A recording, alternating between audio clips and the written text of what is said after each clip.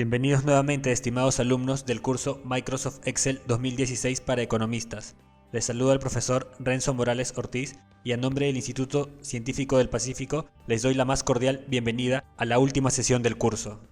Esta sesión lleva por título Aplicación Final y en ella vamos a desarrollar un pequeño modelo para hallar la frontera eficiente de portafolios según el enfoque media varianza. El objetivo de esta última aplicación es realizar un último ejercicio en el cual podamos aplicar las distintas herramientas que hemos aprendido a lo largo del curso. En ellas vamos a utilizar algunas funciones matemáticas, también vamos a aplicar conceptos estadísticos y funciones estadísticas, como también funciones econométricas, y todas ellas dentro de un modelo que es financiero. Antes de iniciar con la aplicación, repasemos algunas ecuaciones para el modelo. La primera ecuación es la ecuación de la rentabilidad de un portafolio. Y esta nos dice que la rentabilidad del portafolio será igual al promedio ponderado de la rentabilidad individual de cada uno de los activos por su peso relativo dentro del portafolio. W sub I es el peso relativo de cada activo dentro del portafolio. Y debemos recordar que la sumatoria de cada uno de los pesos de todos los activos tiene que ser igual a 1. Por otro lado, la varianza del portafolio se calcula como la transpuesta del vector de pesos relativos por la matriz de varianzas y covarianzas de los activos que conforman el portafolio, multiplicado luego por el vector de pesos relativos de los activos que conforman el portafolio. También utilizaremos una ecuación la cual es una aproximación del modelo KPM, en la que explicaremos la rentabilidad de un activo en base a un índice del mercado. Es por ello que aquí en la última ecuación podemos ver la rentabilidad del activo I es igual a alfa más beta por la rentabilidad del mercado, más la perturbación. También debemos recordar que el beta de un portafolio es igual a la sumatoria ponderada de los betas individuales por los pesos relativos de dicho activo en el portafolio. Y finalmente, el indicador de Sharpe, que nos indicará cuánta rentabilidad hay por cada unidad de riesgo que se tome en el portafolio. Y esta se calcula como la diferencia entre la rentabilidad del activo menos la rentabilidad del activo libre de riesgo, todo ello dividido sobre la desviación estándar del activo. Una vez recordadas estas ecuaciones, veamos la gráfica. En ella podemos ver la frontera eficiente, que es la que vamos a construir. A lo largo de esta frontera podremos ver los distintos portafolios que iremos creando. Asimismo, se destacará el portafolio de mínima varianza. También tendremos en el gráfico el índice de mercado y podemos ver en el gráfico también algunos portafolios ineficientes. Pero lo que queremos hacer aquí básicamente es construir la frontera eficiente y también calcular cuál sería el portafolio de mínima varianza. Una vez descrito esto, pasemos ahora a la aplicación en Excel. Estamos ya en la hoja de Excel y vamos a ir describiendo cada uno de los pasos y qué es lo que vamos a trabajar. En primer lugar tenemos tres distintos activos. El primero de ellos es el Nasdaq 100 Index, que es un índice también conocido como el Nasdaq 100, es un índice bursátil del mercado estadounidense que recoge las 100 compañías más importantes de la industria de empresas de hardware y software estadounidense. Este es el activo que vamos a tomar como índice del mercado. Asimismo tenemos dos acciones, la acción de Apple y la acción de Micron. Ambas son empresas tecnológicas. Sin embargo, estos precios que aparecen aquí no son los precios de la bolsa en sí mismo, son en realidad los precios del contrato por diferencia. Un contrato por diferencia es un derivado en el que toma por subyacente a cada uno de estos activos. Los precios son muy similares, tienen pequeñas variaciones respecto al broker con el que se trabaja, pero en líneas generales lo que nos interesa aquí es que estos son los precios para los CFD de estas acciones, que son los precios muy similares a los precios reales de las acciones en la bolsa estadounidense. Por lo tanto, recapitulando, tenemos tres activos y estos son cada uno de sus precios. En realidad, como estas dos empresas son empresas tecnológicas, quizás pudimos haber tomado otro índice, un índice más cercano a estas dos empresas. Pero en esta ocasión, como es un ejemplo, vamos a tomar al Nasdaq 100 como el índice para este mercado y estos dos activos, las acciones de Apple y de Micron, serán las dos acciones con las que vamos a construir el portafolio. Nuestros datos van desde mayo de 1994 hasta junio del 2015. Tenemos datos mensuales. Ahora lo primero que debemos hacer es calcular las rentabilidades de cada uno de estos periodos para estos tres activos, que es lo que vamos a realizar a continuación. Para calcular las rentabilidades lo que debemos hacer es aplicar el logaritmo neperiano. Entonces llamamos a la función logaritmo neperiano y dividimos el precio del mes para el cual estamos calculando la rentabilidad sobre el precio del mes anterior. En este caso estamos calculando la rentabilidad para junio de 1994, tomando los precios de junio de 1994 y de mayo de 1994. Presionamos Enter y obtenemos la primera rentabilidad, es decir, junio de 1994, el índice Nasdaq 100 tuvo una rentabilidad de 2.70% respecto al mes anterior, es decir, a mayo. Ahora arrastramos la fórmula y completamos para los otros dos activos, las acciones de Apple y las acciones de Micron. Ahora arrastramos hacia el final y obtenemos las rentabilidades para todos los periodos. Otra forma de calcular las rentabilidades sería dividiendo el precio del mes para el cual se está calculando la rentabilidad sobre el precio del mes anterior menos 1. Sin embargo, aquí, para minimizar la volatilidad, estamos calculando las rentabilidades utilizando la función logaritmo neperiano. Ahora lo que haremos será calcular cuál fue la variación anual y algunos indicadores más. Lo primero que debemos hacer es calcular el rendimiento anual, y para ello llamamos a la función promedio. Lo que queremos hacer es calcular cuál fue el rendimiento de este activo durante el periodo que tenemos. Entonces seleccionamos los datos de las rentabilidades desde junio del 94 hasta el periodo final, que es junio del 2015. Pero aquí estaríamos calculando la rentabilidad en términos mensuales, debido a que cada uno de nuestros periodos es un mes. Entonces lo multiplicamos por 12 para tenerlo en términos anuales. Ahora arrastramos hacia los costados para tener también las rentabilidades de las acciones de Apple y de las acciones de Micron. Ahora calculamos la desviación estándar. Para ello utilizamos la función desbest.m, porque estamos trabajando con una muestra. Luego seleccionamos nuestros datos, cerramos paréntesis y estaríamos obteniendo la desviación estándar, pero en términos mensuales. Para que esta sea anual, tenemos que multiplicarla por la raíz de 12, por los 12 meses del año. Ahora debemos calcular la desviación estándar. Para ello utilizamos la función desbest.m, debido a que estamos trabajando con una muestra, y seleccionamos todos nuestros datos. Cerramos paréntesis y multiplicamos a este número por la raíz de 12, debido a que como tenemos meses y lo queremos expresar en términos anuales, 12 hace referencia a los 12 meses del año, y obtenemos así la desviación estándar. Ahora arrastramos para los demás activos y obtenemos las desviaciones estándar de cada uno de ellos. El coeficiente de variación lo calculamos dividiendo el promedio o el rendimiento anual entre la variación anual, medido por la desviación estándar. Arrastramos y tenemos para los demás activos. Ahora vamos a calcular el beta y el alfa para cada uno de los activos. Como recordamos, cuando estábamos viendo la presentación, veíamos que es una aproximación del modelo KPM. Veamos la ecuación. Tenemos aquí la ecuación, entonces vamos a estimarla. Para el caso del propio índice, vamos a realizar la estimación con respecto a él mismo. Para el caso del beta, utilizamos la función pendiente. Los datos, conocido Y, en este caso es el mismo, el mercado. Y X va a ser también el mismo, porque estamos calculando el modelo para el mismo mercado. Cerramos paréntesis y obtenemos como resultado que su beta es 1, lo cual es totalmente lógico debido a que estamos haciendo la regresión de la variable rendimiento del mercado sobre el mismo rendimiento del mercado. Ahora calculemos el alfa. Para ello utilizamos la función intersección.eje. Nuevamente, el mismo mercado contra el mismo mercado. Cerramos paréntesis y obtenemos el resultado de 0. Totalmente lógico porque estamos regresionando el índice de mercado sobre el mismo índice. Sin embargo, para los dos otros activos no será necesariamente así. Llamamos primero la función pendiente y ahora vamos a explicar la rentabilidad, en este caso de la acción de Apple, tomando los valores del mercado.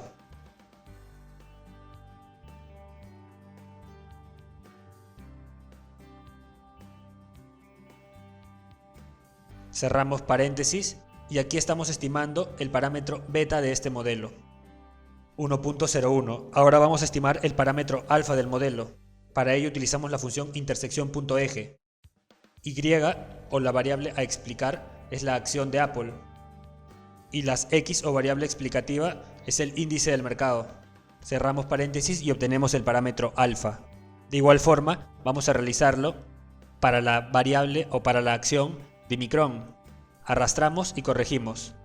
Conocido Y, en este caso Micron, y conocido X es el mercado. Entonces movemos y obtenemos así su parámetro beta. Y para su parámetro alfa de igual forma. Conocido Y es Micron y conocido X es el mercado. Y así obtenemos los parámetros betas y alfas para cada una de los dos activos. Ahora vamos a asumir como tasa libre de riesgo 0.04 o 4%. El siguiente cálculo que realizaremos es calcular el índice de Sharpe. Para ello, tenemos que restar el rendimiento anual menos la tasa libre de riesgo, la cual vamos a fijar para poder arrastrar luego la fórmula, y la dividimos todo esto sobre la desviación estándar, y así obtenemos el índice de Sharpe para cada uno de los activos. Vamos a expresar también la tasa libre de riesgo como un porcentaje. Ahora debemos calcular las matrices de varianzas y covarianzas para los dos activos, las acciones de Apple y las acciones de Micron. Para ello utilizaremos el complemento de análisis de datos. Entonces en la pestaña Datos, en la caja de análisis, hacemos clic en Análisis de datos y elegimos covarianza en primer lugar. El rango de entrada serán las rentabilidades de ambas acciones. Le pediremos que nos muestre los resultados en esta misma hoja, a partir de la celda I258. Aceptamos y obtenemos así la matriz de varianzas y covarianzas. Ahora también nos interesa saber cuál es la matriz de correlaciones. Nuevamente, análisis de datos y ahora elegimos coeficiente de correlación. Seleccionamos de nuevo los datos, incluimos los encabezados y le decimos que tenemos rótulos en la primera fila. El rango de salida en el que queremos que aparezcan los resultados será la celda I263 y aceptamos. Y obtenemos así la matriz de correlaciones. Ahora pasemos estos resultados a una siguiente hoja. Copiamos los resultados de la matriz de varianzas y covarianzas y los pegamos en nuestra matriz. Sabemos que el valor de la covarianza entre la acción de Micron y la de Apple es la misma, por lo tanto pegamos. Aquí es Micron y aquí también es Micron. Son las covarianzas de Apple y Micron. Ahora hacemos lo mismo con la matriz de correlaciones. Copiamos los resultados y la correlación entre Micron y Apple es la misma que entre Apple y Micron. Y ya tenemos así nuestras matrices de varianzas y covarianzas y matriz de correlaciones. Ahora pasemos a calcular la frontera eficiente y a formar los portafolios. Lo primero que debemos hacer es, aquí en esta nueva hoja, llenar los datos. Podemos ver que tenemos un primer recuadro en el que vamos a trabajar con el modelo. Vemos los pesos relativos para cada una de las dos acciones, el rendimiento anual y los betas, con el cual calcularemos el beta promedio. Luego, en base a los datos que aparecen en esta tabla, vamos a calcular la rentabilidad, la varianza, la desviación estándar para nuestros portafolios. Y en la siguiente tabla, en la tabla más grande, vamos a construir la curva de la frontera eficiente. Entonces, primero necesitamos las rentabilidades anuales de los dos activos. Entonces, vamos a la pestaña, a la hoja de rentabilidad y copiamos las rentabilidades de Apple y de Micron. Y los copiamos transpuestos. Elegimos el pegado especial, valores y transponer. Y tenemos ya las rentabilidades. Ahora, sabemos que los pesos tienen que sumar 1. Entonces, en esta celda hacemos autosuma, elegimos los dos valores y presionamos Enter. Este valor debería ser 100%. Ahora vamos a copiar también los betas para cada una de las acciones. Nuevamente en rentabilidad seleccionamos los betas y los copiamos. Ahora en resultados los pegamos transpuestos. Seleccionamos valores y transponer. Ya tenemos nuestros betas. Ahora el beta promedio se calcula como la multiplicación del peso relativo por el beta del activo. Entonces para ello utilizamos la función suma producto. La primera matriz es la de los pesos y la segunda matriz es la de los betas. Y obtenemos así el resultado del beta promedio. Ahora, para calcular el rendimiento del portafolio, lo que hacemos es multiplicar los pesos relativos por cada una de las rentabilidades de los activos. Entonces aquí también aplicamos la función suma producto. Y ahora las matrices serán los pesos relativos y las rentabilidades individuales. Para la matriz o para la varianza del portafolio tenemos que aplicar la siguiente ecuación que vimos en la presentación. La ecuación es la que podemos ver a la derecha. Tenemos que multiplicar la transpuesta del vector de pesos relativos por la matriz de varianzas y covarianzas y luego por el vector de pesos relativos. Vamos a hacerlo. Llamamos primero a la función mmult. Abrimos paréntesis y dentro volvemos a llamar a la función mmult. Ahora, la primera matriz es la matriz transpuesta de los pesos relativos. Entonces utilizamos la función transponer y vamos a transponer el vector de pesos relativos. Esta es la primera matriz. Luego la segunda matriz será la matriz de varianzas y covarianzas. Luego seleccionamos los valores de la matriz de varianzas y covarianzas. Cerramos paréntesis y continuamos. Ya tenemos aquí la primera parte. Ya hemos multiplicado el primer vector por la matriz de varianzas y covarianzas. Ahora nos falta multiplicarlo por el siguiente vector. Entonces luego elegimos el vector de pesos relativos. Cerramos paréntesis y presionamos Ctrl Shift Enter. Vemos que aparece valor, por lo tanto hacemos doble clic o presionamos F2, luego Ctrl Shift y manteniendo presionado Ctrl Shift, luego teclamos Enter. Y ya nos calcula la varianza. Ahora la desviación estándar del portafolio es la raíz de la varianza. La tasa libre de riesgo es 4% y calculamos aquí también el índice de Sharpe. Para ello restamos la rentabilidad del portafolio, la tasa libre de riesgo y esto lo dividimos sobre la desviación estándar del portafolio y obtenemos el índice de Sharpe para ese portafolio. Este portafolio es un portafolio equilibrado, 50% en Apple y 50% en Micron. Podemos también variar esto, 20% en Apple, 70% en Micron y vemos que acá se realiza la suma, pero esta suma tiene que ser siempre 100%. Entonces podemos decirle 40% en Apple y 60% en Micron o 20% en Apple y 80% en Micron y así variar los pesos de cada una de las acciones y obtener siempre 1 en la suma de los pesos relativos. Y aquí cuando vamos cambiando los pesos, por ejemplo 10 y 90, vemos que se van actualizando los datos de rendimiento, varianza, desviación estándar y el índice de Sharpe. Ahora vamos a construir la tabla en la cual vamos a tener cada uno de los portafolios. Para ello necesitamos un umbral a partir del cual iremos creando nuestra tabla. El valor mínimo o la mínima rentabilidad para el primer portafolio será en este caso la tasa libre de riesgo, que es 4%. Luego debemos ir agregando un umbral hasta llegar a la máxima rentabilidad, la cual sería 23.30%. Y este umbral lo calcularemos como la máxima rentabilidad menos la mínima rentabilidad, que es 4%, y lo vamos a dividir entre 1 menos la cantidad de portafolios. Vamos a construir 10, por lo tanto sería 9. Y obtenemos así el umbral.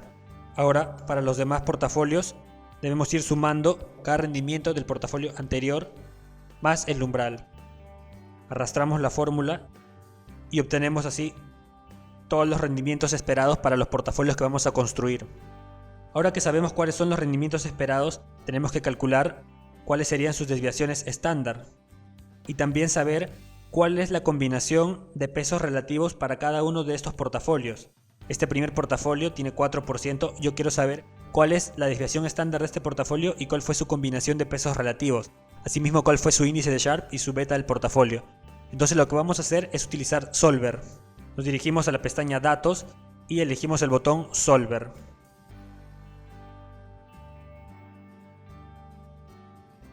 Una vez en Solver, lo primero que le diremos es que establezca como objetivo la rentabilidad. Vamos a calcular un portafolio con una rentabilidad establecida. Y esta primera rentabilidad será de 4%. Las celdas que vamos a hacer cambiar serán las celdas de pesos relativos. Y las restricciones que vamos a agregar serán que la sumatoria de estos pesos relativos tiene que ser igual a 1. Y asimismo, que ambos pesos relativos sean mayores o iguales que 0. Es decir, no podemos tener pesos negativos. En realidad, en finanzas o en una construcción de portafolios sí se podría tener pesos negativos, que es cuando se realizan operaciones en corto. Pero en este ejemplo vamos a asumir que no hay operaciones en corto, por lo tanto todos los pesos tienen que ser positivos, es decir, mayores o iguales que 0. Aceptamos y ya tenemos nuestras dos restricciones. Tenemos cuáles son las celdas que van a ir cambiando conforme creemos los portafolios y el objetivo, que es la rentabilidad específica para cada uno de estos portafolios. Esta vez el método de resolución será GRG Nonlinear, debido a que no estamos trabajando con un modelo lineal. Resolvemos y Solver nos encuentra la primera solución. Nos dice que para este portafolio de 4% de rentabilidad, la combinación de pesos es la siguiente: 0.27 en Apple y 99.73 en Micron. Copiamos estos resultados y los vamos pegando en nuestra tabla como transpuesta. Asimismo, nos dice que su desviación estándar fue de 0.17 o 17%. Su índice de Sharpe es cercano a 0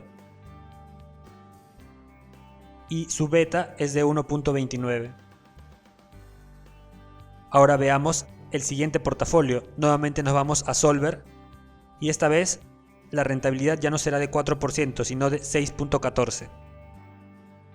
Resolvemos y Solver halla las soluciones. Esta vez la combinación de pesos relativos es 11 y 88. Pegamos y de igual forma para los demás datos: desviación estándar, índice de Sharpe y luego el beta del portafolio. Ahora el siguiente portafolio, que será de una rentabilidad de 8.29%. Resolvemos y aceptamos. Esta vez la combinación es de 23 y 77.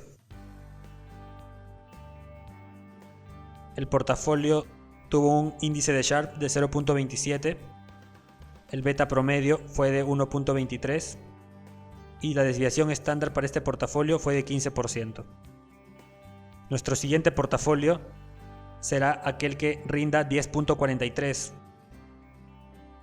Resolvemos y completamos los valores.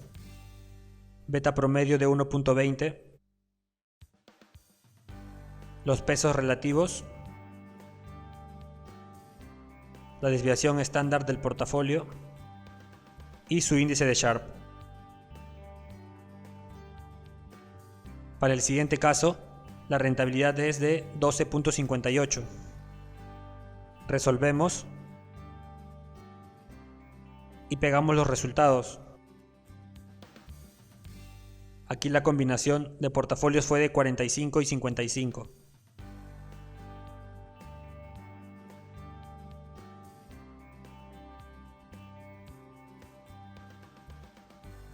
El siguiente portafolio tendrá una rentabilidad de 14.72.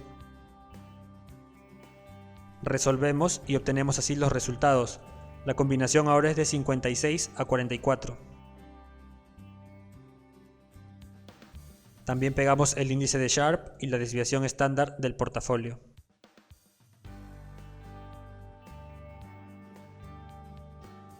Ahora vamos a calcular el siguiente portafolio, que es de una rentabilidad de 16.87.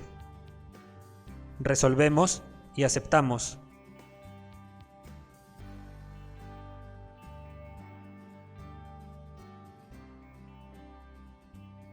Los pesos relativos esta vez fueron de 67 y 33. Y la desviación estándar fue de 17%. Nuestro siguiente portafolio será el portafolio que rinda 19.01. Resolvemos y aceptamos. Ahora los pesos son de 77 y 23.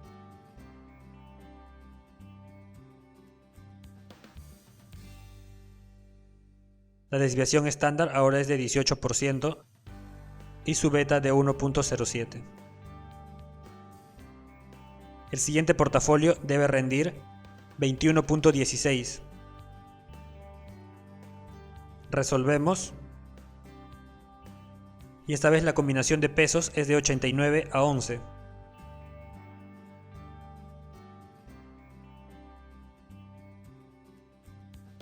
La desviación estándar llega a 20% y su beta promedio es de 1.04. Finalmente, el décimo portafolio es aquel portafolio que rinde igual que la acción de Apple, en este caso 23.30. Resolvemos y obtenemos ahora que hay que invertir prácticamente el 100% en Apple.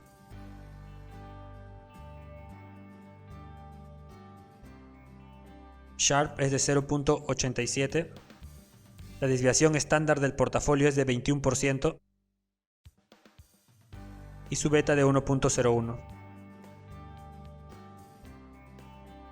Ahora calculemos el portafolio de mínima varianza y para ello hay que modificar Solver. Vemos que en Solver estábamos estableciendo como objetivo la rentabilidad, pero ahora vamos a establecer como objetivo minimizar la varianza. Entonces elegimos min y la celda objetivo será la celda donde se encuentra la varianza. Las restricciones serán las mismas y resolvemos. Esta vez nos dice que la mínima varianza será de 15%. Este portafolio va a rendir 10.64. Su índice de Sharpe será igual a 0.44. Su beta promedio es de 1.2. Y hay que invertir 35 y 65% respectivamente.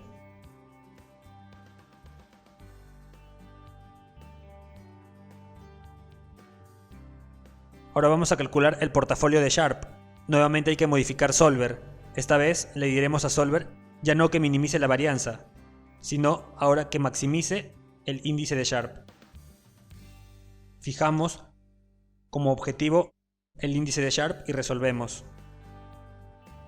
Esta vez el portafolio nos da una rentabilidad de 23%. Pero vemos que también arroja una mayor desviación estándar, es decir, mayor riesgo. El índice de Sharpe es de 0.87.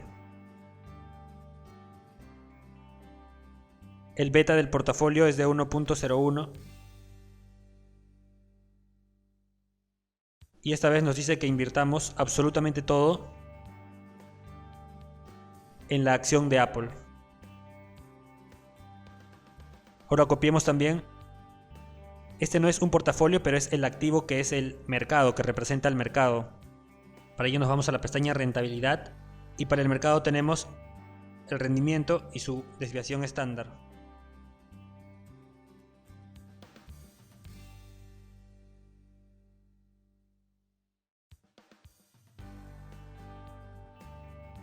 Veamos su índice de Sharpe y su beta. Su índice de Sharpe fue 0.3117 y su beta era de 1. Bien, ya hemos construido todos los portafolios. Ahora lo que haremos es graficarlos para obtener así la frontera eficiente. Entonces seleccionamos las desviaciones estándar y los rendimientos esperados de nuestros portafolios, nos dirigimos a insertar y elegimos el gráfico de dispersión. Como podemos ver, obtenemos el gráfico. Ahora hay que modificar los ejes. Para ello vamos a darles formato. Queremos que la rentabilidad aparezca desde 0 hasta 25, está bien, pero para el riesgo que está en el eje de las abscisas queremos que estos empiecen en 10. Entonces para que sea 10% elegimos 0.1 y obtenemos así nuestra curva de la frontera eficiente. Ahora si quisiéramos que esta curva esté señalada por líneas o esté trazada como una línea, tendríamos que seleccionar los datos y en la pestaña insertar en gráficos elegir el gráfico que arroja también la línea. Nuevamente damos formato a eje y le pedimos que aparezca como mínimo desde 12% y obtenemos nuestro gráfico.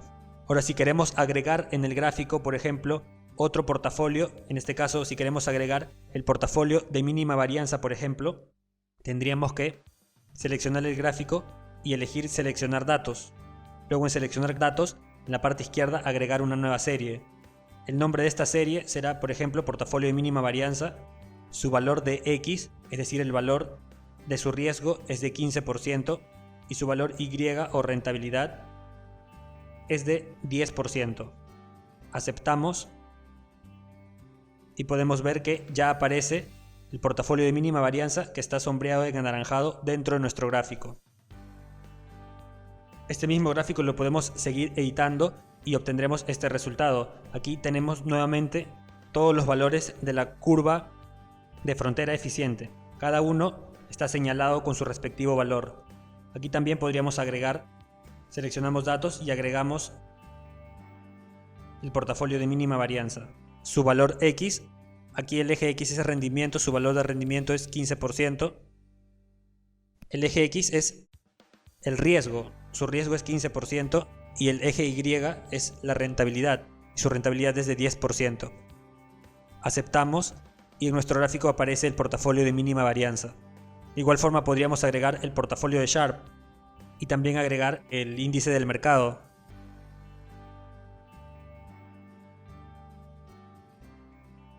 Por lo tanto, de esta forma es como hemos construido los portafolios. Como podemos ver, hemos utilizado desde un inicio para hallar las rentabilidades una función matemática, la cual es la función logaritmo neperiano. Hemos utilizado también en las rentabilidades para calcular los betas de cada portafolio, la función pendiente y la función intersección punto eje, que las estudiamos en las herramientas econométricas. Para calcular las desviaciones estándar y los rendimientos hemos utilizado las funciones que aprendimos a usar en la sesión de herramientas estadísticas, al igual que para la matriz de varianzas y covarianzas. También hemos utilizado la herramienta Solver, la cual también estudiamos en la sesión de herramientas matemáticas. Y este modelo está relacionado con herramientas financieras, con conceptos financieros.